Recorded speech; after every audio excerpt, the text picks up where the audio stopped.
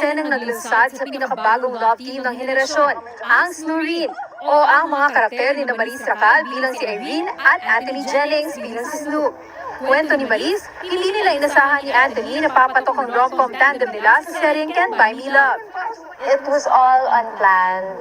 Nagkaroon lang talaga kami ng isang eksena together na nag-viral, yung nakaapak ako ng poop.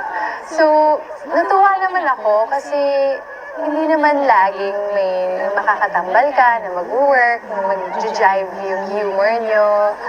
And very happy ako sa support ng mga tao. Mama mo! Mama ko?